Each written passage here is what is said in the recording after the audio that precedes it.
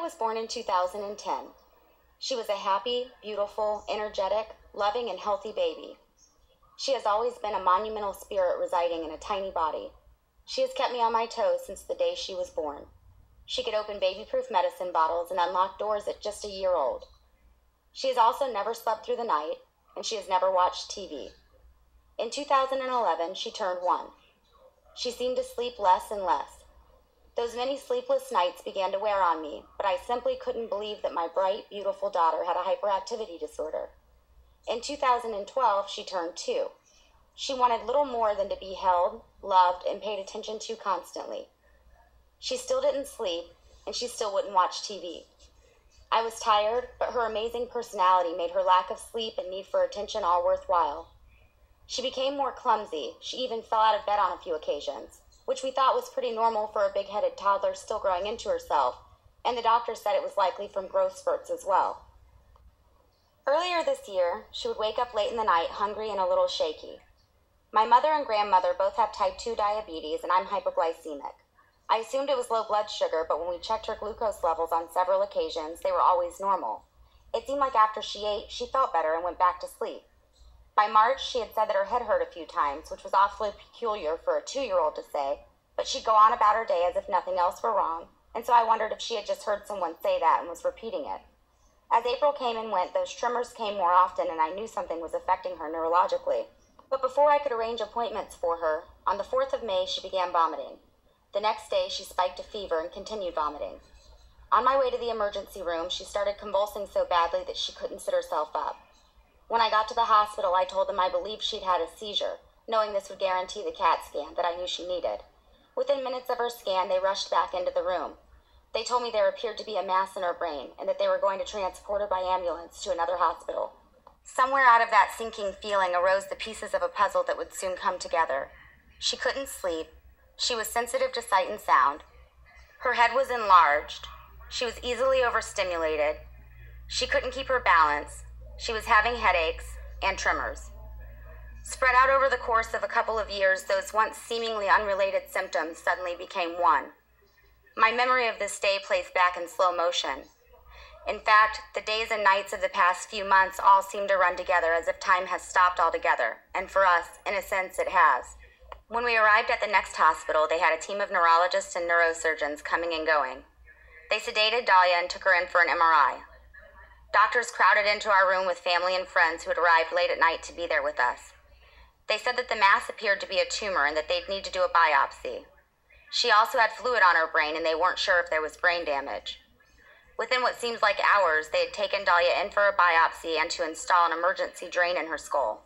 Next, I was approached by 2 pediatric neurosurgeons who said they didn't have time to wait for the biopsy results, that the size of the tumor would kill Dahlia, that the surgery they were going to have to do right away was a very risky surgery, and that if she did survive, she would likely be blind, deaf, or paralyzed. But there were no other options. This was the only hope for saving her life. Then she was transported to yet another hospital where they removed the portion of the tumor that they could safely remove. She survived. The very next morning, she had a massive seizure, and needless to say, the looming fear that each new day and each potential new emergency has brought is inexpressible. She was put on a breathing machine, and they added 2 new strong anti-seizure prescriptions to her already unbelievably tiring list of medications. Our lives had become this nightmare. Days without sleep became weeks. We were given the same diagnosis by 5 different hospitals, polymyxoid astrocytoma, which is a grade 2 cancer. Although this situation was as devastating as I could imagine, there were more aggressive brain cancers. I was searching everywhere for a sense of relief, and knowing this provided me with that relief, even if only slightly. After weeks of non-stop emergencies, we were finally allowed to take Dahlia home to spend just a few nights with her before she was scheduled to start chemotherapy. Just 11 hours before she was scheduled to start chemo, we received a call from St. Jude Children's Research Hospital, stating that this was not a grade 2 cancer, but that it was much more aggressive. Up until this point, almost fortunately for the state of mind I was in, I was given no choices, no options. Everything that had occurred until that moment was a must just to save Dahlia's life in that moment. Now it was my decision to stay at home with Dahlia and let them treat her for what 5 hospitals agreed was a grade 2 cancer, or take her out of state to treat her for what St. Jude believed was a higher grade cancer. I made the decision to go to St. Jude with the anxiety of holding off on chemo for another week, of driving out of state, relocating away from our home, our family, our friends, and our support with no income and many unknowns. We spent a day packing, and less than a month from the start of this spiraling hell, the first day of June, my little sister, Dahlia, and I got in the car and drove from Tampa, Florida to Memphis, Tennessee. The first few days at St. Jude were spent getting registered, being introduced, doing blood work, and new scans. Those new scans showed that Dahlia's tumor had already spread to her brainstem. It was, in fact, a much higher grade cancer. While she slept, I must have spent hours upon hours watching my angelic daughter breathe in and out, with images of this disgusting cancer growing inside of her precious brain.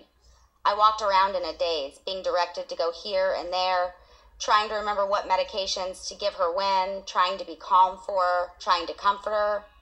She was obviously in pain, hated taking handfuls of medications throughout the day and night, and had to have been even more confused than I was. But now at least I felt that we were where we needed to be to get the best care possible for her. Finally, the week was coming to a close. We were admitted into the hospital to start treatment. She had been vomiting nonstop for 2 days, but her vital signs were okay. I laid with her in her hospital bed, as I had so many nights before this, and I watched her breathe in and breathe out. And then I waited, and I watched. I picked her up, and I laid her small, motionless body back down. I walked out of the room, and from the door I made eye contact with one of the nurses at the station. I said, "I need her," pointing to our nurse, "and you," gesturing to the nurse I was talking to, "and a doctor. I don't think she's breathing. She's not breathing. We need a nurse and a doctor," in the calmest, most articulate way I could. As she and many others approached, I laid back down with Dahlia. I held her in her bed, and I begged her to breathe. I shook her, and I held her, and the nurses came, and the doctors came, and soon our room was filled with people and machines and noise. I remember one of the nurses asking where my sister was. I thought she was just there. I didn't know. I didn't know anything. I moved to the side of the bed while they reached in with their hands in their machines. I touched Dahlia anywhere I could reach her. I told her it was okay. I told her she was okay. I told her to breathe. Then I saw my sister, and I heard someone yell, "She's breathing. Get her to ICU." Dahlia began crying, "I love you, Mommy," over and over again, rote and pained, almost as if she was having a seizure and this was the last thing stored in her brain, and now it was playing on repeat. We all walked briskly, or maybe we ran to the elevators into the ICU room. They didn't know why she stopped breathing. They ran tests, took vitals, told me to ride with her in her bed down to the CAT scan. My sister and the nurses walked us down, and on our way back up, I rubbed her head and continued to tell her she was okay. She was going to be okay. As we approached the elevator, I laid with her and once again held her limp body. I looked up at the nurse. I didn't see my sister. I looked over at another nurse who was just passing by, and I yelled, "We need a doctor. Get a doctor now." And then I told the nurse at the front of the bed nearest Dahlia that she wasn't breathing. They scrambled to get the bed onto the elevator while checking for a pulse. No pulse. Have you ever seen a nurse attempting CPR while transporting a patient in a rolling bed at high speed? It was chaotic and seemed like we would just be eternally stuck in that never-ending moment. As we finally arrived at the ICU, I told another nurse who stood aside and looked bewildered to get a doctor, and with brief hesitation, she did. She later apologized for the delay, stating she was just out of school and had never seen anything like this. Again, our room was filled with people. People and devices and machines and noise. The scene was dreadful and surreal. My 2-year-old's innocent, lifeless body being poked hundreds of times in an attempt to find a vein for an IV. Her veins had collapsed when her body shut down. While nurses did CPR and attached electrodes to her now bare chest, doctors standing at the head of the bed propping her neck up with their hands and her mouth open with what looked like ancient torture devices, attempting with obvious difficulty to get tubes down her throat. Somewhere in the mix I must have heard, "I have a pulse." No one asked me to leave, or even to move. I leaned in, holding her hand, telling her to stay with her body, that they were going to fix her, and that she was going to be okay. I can honestly say I've never seen a proper portrayal of a resuscitation on any television show or movie, although I was told that because the bottom of her throat was so swollen it made intubating her much more difficult than it would have been otherwise. 3 hours had passed. I have no idea how. Later, I found out my sister had disappeared because she was breaking down. She had stayed behind in the hallway to call our family to tell them that Dahlia was dying. and that the nurse who was transporting us while trying to get a pulse was out of sight in the hallway, hysterical. Once Dahlia was stabilized, 2 of the doctors began requesting that the room and bed be cleaned. Looking around, I realized there was blood everywhere. I laid with Dahlia in her blood-soaked bed, and I held her, and I told her they were going to fix her body. She was going to be okay, and I begged her not to die. Although they believed these episodes were a culmination of factors, they also believed she now had central apnea, where the brain doesn't tell the body to breathe because of the tumor. Not knowing, not having a definitive answer, or, more importantly, a solution was unbearable. All I could do was watch her breathe and never stop watching. We soon found that a spinal tap also showed increased pressure on her brain, so once again she was transported by ambulance to another hospital, where they did an emergency surgery to place a shunt from her skull to her stomach to drain another type of fluid buildup she was now experiencing. This nightmare I couldn't wake up from just kept getting worse. Intubated and in pain, in horrible shape, the doctors believed that the only hope to save Dahlia's life was to start chemo immediately, to hope that it would shrink the tumor enough to alleviate some of her life-threatening symptoms and to keep her stable, even if by machines, in the meanwhile. So while Dahlia was unconscious, with tubes down her throat and taped to her face, with IVs and cords and machines everywhere, the methotrexate was administered, and we did all we could do. Wait. A few days went by, and they were able to take her off the breathing machine. She couldn't eat, talk, or walk. She cried, but otherwise showed no emotion. She didn't seem to recognize anyone. Her mouth, throat, and entire GI tract were covered in canker-like sores from the high-dose methotrexate. She could barely sit up. She stared blankly and did little but drool blood. It was horrific. Within days, my happy little girl had gone from laughing and dancing to laying here in this hospital like a zombie with blood trickling from the sides of her mouth. They did forewarn me that some of her lack of personality could be caused by the fentanyl, morphine, and laundry list of other drugs and medications that she was currently on. This didn't put to rest the overwhelming fear that she may never be the same again. As the days passed and the narcotics were decreased, the mouth sores began to heal, and Dahlia began to show slight signs of emotion. It seemed that she recognized us again, although there were many days I considered I could have just been imagining what I wanted to see. Then, suddenly, it was time for the next chemo drugs. I was terrified, but I also knew this was the only hope to save sweet Dahlia's life. Day 8, vincristine and cisplatin. Just a few of the most common side effects of these drugs are nausea, vomiting, diarrhea, jaw pain, joint pain, and neuropathy. Dahlia experienced all of these symptoms. Day 9, cyclophosphamide. Then came stomach pain, along with more nausea, vomiting, and diarrhea.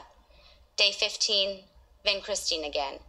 Days 17, 19, 22, 24, and 26, vinblastine. This causes more nerve damage and pain, more nausea, vomiting, and diarrhea. Then, with no time to recover or for any symptoms to subside, it started all over again. I began receiving information from people I knew and people I didn't know on medical marijuana. At first glance, I was both taken aback and offended that people would approach me with their pseudoscience, their false hope, and their, for lack of better wording, pothead agenda at the worst time in mine and my daughter's lives. But people continued to send me information. They sent me links to videos, links to articles, and news reports. I, for the most part, ignored them. As Dahlia's symptoms worsened, I watched her go weeks without eating, which I didn't even know until now that it was physically possible to stay alive without eating for so long.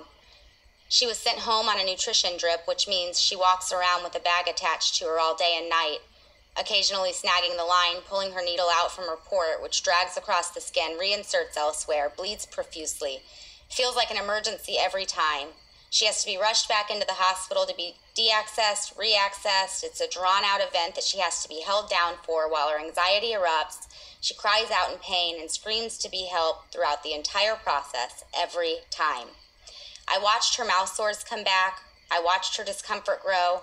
I watched her pain become unmanageable. I watched the side effect of the many drugs she is on take her personality over. She started to become aggressive. She started to distrust each new person a little more as the days progressed. And then she started to distrust me. Obviously, she doesn't know what is happening or why. In passing, other patients and parents of patients had mentioned Marinol, which many of them said they were prescribed, and is advertised by medical professionals as medical marijuana. That caught me off guard, so I looked further into it and found out that what this drug actually is a man-made replication of THC. Why would pharmaceuticals be replicating THC, and why would doctors be prescribing it to patients unless THC did in fact have medicinal benefits? I had already mentioned cannabis oil to Dahlia's doctor, who seemed like she didn't know anything about it, so I discredited it. But then people continued to contact me. I didn't feel I could trust most of what was sent to me at face value, but I was curious now, so I began to research it for myself. I looked through scholarly articles, patents, and studies, and I was astounded. Marijuana absolutely does have medicinal benefits without the life-threatening and dangerous side effects of the many drugs and narcotics my daughter is being given. What the science shows is that of these medicinal benefits, medical marijuana has the potential to treat just about every symptom Dahlia now suffers from. Seizures, atrophy of the optic nerves, pain, nausea, vomiting, loss of appetite. I don't know what medications are safe to take her off of and to replace with cannabinoids that are proven to treat the same symptoms with less or none of the additional dangerous side effects. I know I might not be telling you something you don't already know, although I didn't already know. But medical marijuana is undeniably safer than a good majority of drugs on the market today that are used to treat symptoms that marijuana has scientifically been proven to treat. Marijuana is a naturally occurring medicine, and I want access to cannabinoids that are properly grown, possibly individually segregated, properly tested, properly dosed, and prescribed for my daughter who's been unnecessarily subjected to this catastrophic suffering. Marijuana is a safe and effective medicine for many ailments and symptoms. The directing doctor at the medical marijuana dispensary, funded for the past 4 decades by the federal government, at the University of Mississippi knows this. Even Dr. Sanjay Gupta, who President Obama himself trusted enough to elect as the Surgeon General of the United States, has publicly acknowledged that marijuana absolutely does have medical benefits. Doctors nationwide and worldwide who have researched medical marijuana attest to the fact that it can be safely used as medicine. There is either gross negligence, blatant dishonesty, or a severe lack of information involved on the decision-making process wherein marijuana was categorized as the most dangerous of the controlled substances, but more importantly, to have classified it as having no known medicinal use, especially while a man-made version of THC is already on the market and being prescribed. Unfortunately, no drugs have yet been created that have the medical benefits of the additional cannabinoids found in medicinal marijuana. This coming month, Dahlia will be 3 years old, making her eligible for radiation, which she will likely undergo. This is known to cause brain damage, and I want access to the neuroprotectants that my government, the government of the United States of America, patented, cannabinoids. Please help me to save my daughter, if not from this life-threatening cancer, at least from the horrendous side effects of her chemotherapy and dozens of other drugs which have stolen her quality of life from her at just 2 years old. Before her laughter is silenced, before she forgets how to smile, before she loses the inclination to dance, before the sparkle in her eyes fade, before she believes that waking up isn't the wondrous welcome to the world that she should and always has believed it to be, please help me to save my beautiful daughter. I am coming to you begging for immediate action that will enable me the rights no parent should ever feel deprived of in this great free nation. The right to make decisions concerning the care of my child, and the right to help and protect my child during her time of greatest need. I am afraid that obtaining marijuana for medicinal purposes on my own, as many parents have done, will be unsafe for my daughter. It seems so unfair and unjust that I do not have access to medical-grade extracts with known and regulated amounts of safe cannabinoids. I don't have months or years to wait for a reply or for someone with a conscience to take a stand. Please use your power for the good that it was intended and make this the next bill you pass. Please take the initiative. Please take this time and power to make a difference in the lives of people who are desperate at your feet, begging for help, begging for you to look away from the political agenda, from the agenda of the wealthy, and from the agenda of the pharmaceutical companies. For this one moment, please make the right choice for me, for my daughter, and for thousands of people suffering today. God forbid a single one of you ever find yourself in this unimaginable situation. I can assure you with everything I hold dear that I would do everything in my power to give you every humane option available to help your sick child. But today, I am not the one with that power. You are. I mourn my past. My last prayer at night is to wake up to life before this. I grieve for what we have all lost. I grieve for the innocent childhood my daughter is losing and the sense of normalcy and safety her brother has already lost. I know there are no amount of words, no matter how carefully selected, that could ever put you here with me now. There aren't enough words to explain the deep despair, remorse, pity, and helplessness I feel late hours of the night and early hours of the morning while I still watch my sweet baby sleep, like I am now as I write this to you. Because I have to make sure she's breathing, and because I can't take my mind off of the disastrous tumor wreaking havoc within her brain, and I can't stop replaying the dozens of times today I held her down for shots, vitals, exams, or to be accessed, had to tell her I was sorry as I forced handfuls of medication down her throat for the third time today, or tried to comfort her while she's vomiting uncontrollably, or tried to console her while she cries in pain, discomfort, or fear. I'm devastated when she wakes up crying, and I wonder if one day the awe with which she has always greeted the world will diminish entirely. I wonder what goes through her mind when she says thank you to a nurse or a doctor who just caused her great anxiety, discomfort, or pain, or high-fives me after sobbing and gagging to take her medications. I wonder if she'll forgive me one day. I wonder if, after all of this, she'll even be capable of knowing how much I love her. I wonder if, after all I've had to do to try to save her life, she'll be capable of feeling love for me again. I wonder if she'll live long enough to know why I had to do these horrible things to her, or hold her down to allow someone else to do them to her. I wonder if she'll live. And then, just when I'm sure there is no will or power in the world that could hold my eyelids up for just another second, I hear a baby's pained screams, or a child heaving in the room next door, or a parent sobbing down the hall. And I get that feeling deep in my core, the one you get when you're dropping on a roller coaster, only if the roller coaster was malfunctioning and you knew for a fact you and the people you love most were about to slam straight into the ground from 200 feet up. Because I've been reminded that there are other babies, other parents, and other families going through this too. I cannot make you feel what I feel, nor would I ever wish that upon you. I am simply asking you to empathize. I am asking you to look at this through the eyes of a parent and of a human being, not of a politician. I'm asking you to look at the irrefutable science behind what has, so sadly for someone in my daughter's condition, become a political agenda, and to undo the damage done by those before you who have stifled the research, progress, science, and availability of what is likely one of the least dangerous and most beneficial medical drugs widely and readily available in the world today. I am not approaching you with any agenda other than to spare an innocent 2-year-old daughter this incomprehensible pain and suffering, and to spare a mother the inexpressible, life-altering feeling of helplessness at the mercy of her young child's unthinkable, prolonged torment. I'm writing this to you from Dahlia's hospital room, although I, for very obvious reasons, have had no time to formally cite this letter.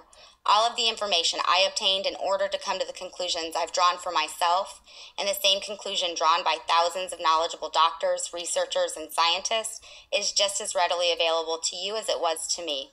However, at the close of this letter, in an attempt to accelerate the initiative, I've attached links to information, scientific research, and studies which show that cannabinoids treat loss of appetite, vomiting, nausea, pain, and many other symptoms, and have even been found to stop the growth of, and even kill, many types of cancer cells. Due to the difficulty researchers have had in obtaining DEA licensure and FDA approval, the process of funding and carrying out studies here in the United States on people living with cancer and other ailments has been made nearly impossible. This has to end now.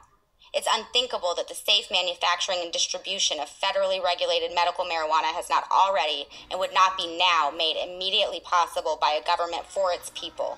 A government who is aware of its benefits for its people who are suffering unnecessarily torturous and unjust qualities of life due to critical illnesses. Morphine is plant-derived, deadly, and highly addictive, and it's one of the leading prescribed painkillers in this country. Speaking of morphine, in the 19th century, heroin, derived from morphine, was used as a safe, non-addictive cure for morphine addiction. Mistakes have been made in the past, and they'll continue to be made in the future. We learn from our mistakes, and those mistakes help initiate change. That's one of the great qualities of our country that's enabled us to grow and progress as a nation. But the time of lawmakers playing God has been perpetuated for far too long. Most drugs with the power to alleviate and heal also have the potential for abuse. A controlled substance is a drug which has been declared by federal or state law to be illegal for sale or use, but may be dispensed under a physician's prescription. Medical marijuana must be made legal for the prescription of physicians. Physicians, not politicians. The fear of the abuse of a drug by some can no longer justify the denial of its medicinal benefits to an entire nation. So today, it's time to own this mistake, to rectify this mistake, and to move forward. With all that is known, this change is inevitable. I'm sorry to say that before this was brought to my doorstep, I wasn't an advocate. I believed the stigma that was created during the initial battle to illegalize marijuana in the U.S., that its use was confined to drug addicts as an escape from their self-perpetuated unhappiness. I would have been horrified at the idea of someone giving it to their child, even if to treat a critical illness. I never took into account that every depressant, sedative, stimulant, painkiller, muscle relaxer, psychiatric drug in existence is also used by drug addicts, that all of these lab-created medications have risk of abuse and are mostly more dangerous than marijuana. It wouldn't have changed my mind that the government's own Centers for Disease Control and Prevention statistics show that the great majority of deaths from drug overdoses are prescription drugs, that alcohol causes almost as many deaths, not even including related homicides, injuries, or accidents, but no deaths were reported from the use of marijuana. We've all seen or heard this kind of information at some point in our lives, but unfortunately, for many of us raised in a society designed to mold our subconscious minds and our deepest sentiments of morality from a young age, it doesn't undo the stronghold of that original stigma.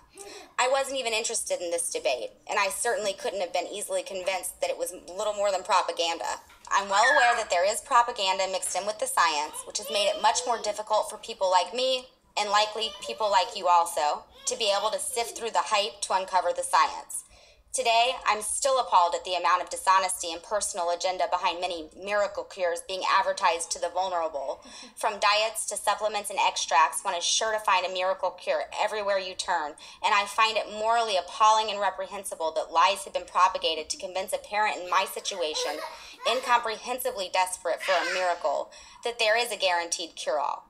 I'm not looking for medical marijuana to miraculously cure my daughter of her cancer, although science shows that with further research, it's a promising cancer treatment option to be possibly integrated into medical protocols in the future.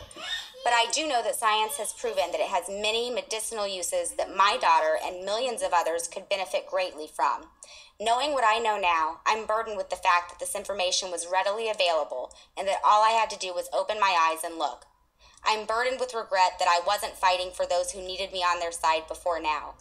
Please don't carry those same regrets with you. Please be on the right side of change. First and foremost, as a matter of the utmost urgency, I have attached our proposed bill requesting safe, regulated medical marijuana be made available legally to those who need it immediately. We do know that marijuana indisputably has medicinal benefits. So much so that there is a legal, man-made reproduction of THC being prescribed as an appetite stimulant nationwide under the guise of being medical marijuana. I, however, am not interested in a pharmaceuticals replication, such as aforementioned Marinol, that is not as successful, nor has any of the additional known benefits of cannabinoids. The people of the United States of America and its democratic glory cannot continue to go unheard and cannot continue to be denied a readily available, naturally occurring drug that has the ability to enhance their quality of life while critically ill. I have drafted a proposed bill which accompanies this letter. Secondly, we would like to request that all parties involved in the continuous misclassification of marijuana as having no medicinal benefits, which has stunted progress in research for additional benefits as well as potential cures for diseases, be investigated and be held accountable. All of those who have been denied relief in their grievous situations deserve justice.